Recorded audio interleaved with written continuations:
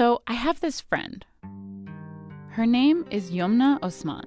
She's a curator who lives in Oakland, but originally she's from Egypt. And since she moved out here, people can never seem to get her name right. I mean, in California, less than on the East Coast. What do they say? Either what, or Yoma, or Yona, or they just can't say it and they keep asking me to repeat it over and over again. We thought about it and we're left wondering, is that a microaggression? So we looked it up. Oxford Languages says it's a statement, action, or incident of indirect, subtle, or unintentional discrimination against members of a marginalized group. It's so ambiguous. There is something tiny that might be a mistake, but might not. The name thing kind of does fit.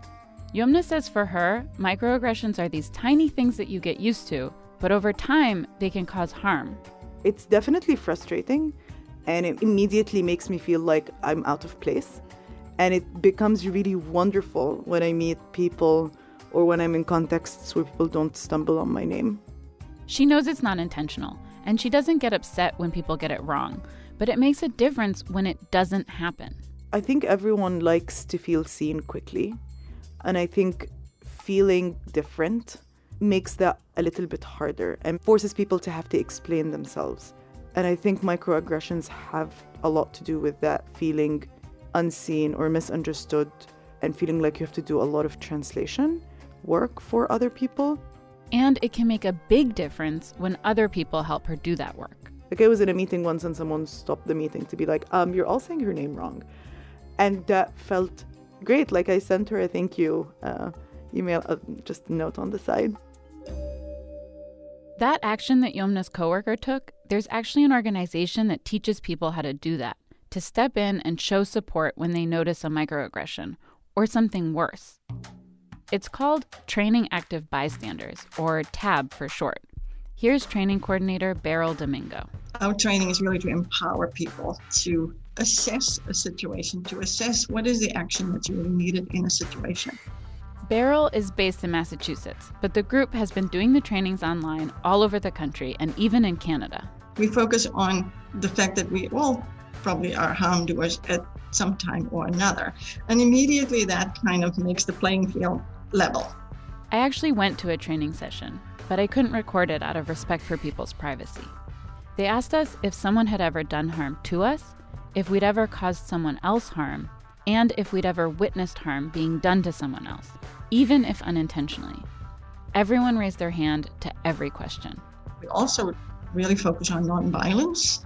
The language that we use is not a violent language, for example. It's about targets and harm doers instead of, victims and bullies. It's not one size fits all, but the training teaches people how to be more alert and aware when harm is happening, so that we can respond when we see it. There are all kinds of things that prevent us from taking action. The TAB trainers call them inhibitors. Some of them are when you are simply not seeing the harm.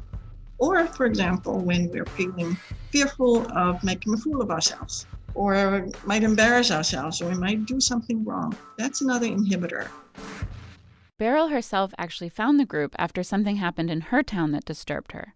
She wanted to do something about it, but felt inhibited. There was a couple at the post office who appeared to be from the Middle East. The woman was wearing a hijab.